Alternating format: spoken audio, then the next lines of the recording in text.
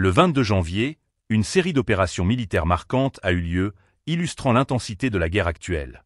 Les forces aéroportées russes ont déployé le TOS-1A pour incinérer les fortifications ennemies à Chazovoyar. Cette arme redoutable, connue pour sa capacité à infliger des dégâts massifs, a démontré son efficacité sur le terrain, exacerbant les pertes ukrainiennes et soulignant la puissance d'artillerie russe. Dans le même temps, un chasseur russe a capturé des militants des forces armées ukrainiennes, une opération qui témoigne de l'engagement des troupes russes sur le front. La capture de ces individus pourrait fournir des renseignements précieux sur les positions ukrainiennes et contribuer à ajuster les stratégies militaires russes. Cela soulève des questions sur la préparation et la résistance des forces ukrainiennes face à cette pression accrue. Par ailleurs, le système de défense Tor M2UGRV a abattu un drone de reconnaissance ukrainien, le Valkyrie. Cet incident met en lumière le rôle croissant des drones dans le conflit, tant du côté ukrainien que russe.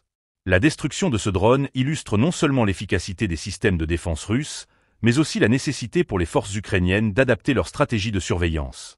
Dans la région de Koursk, le K-52M a stoppé une rotation ennemie à l'aide de munitions S-8KOM.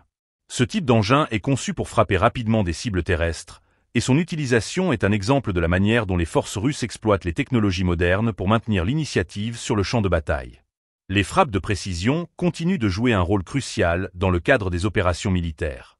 Le canon automoteur Malka a également été actif, bombardant des cibles à plus de 30 km près de Krasnoarmeysk.